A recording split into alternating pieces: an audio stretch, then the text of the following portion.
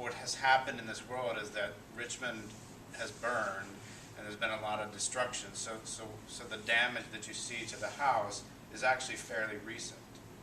But the line, the sort of narrow ridge that I have to walk with the way that the scenery looks is that it also has to have a little bit of a feeling of being a ruin, and the sort of romantic feeling of that, and the theatricalism of that.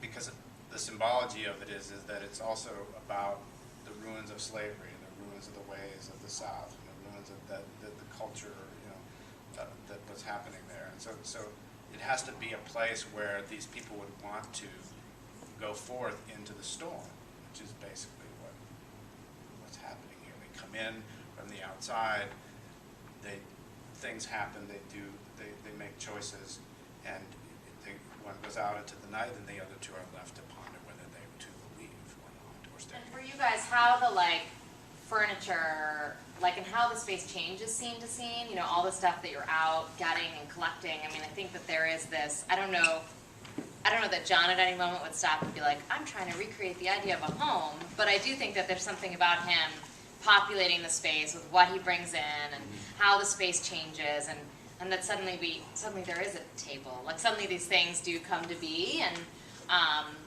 we've had initial conversations about what those things are that you might bring on, but in terms of how we lay them out and what makes sense to us, I think is really, in many ways you're going to be the architect of that, because you'll actually also be bringing the furniture on, which is so exciting. Yeah. I think that's a really good thing, is that he's trying to sort of create a new life, a new environment for them and for himself. Well, that's how we find our dignity. That's also the idea about that.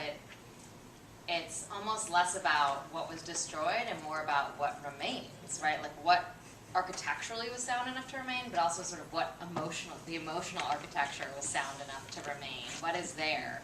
What wounds still hurt, and what love is still there. And so I think that that's an interesting thing to think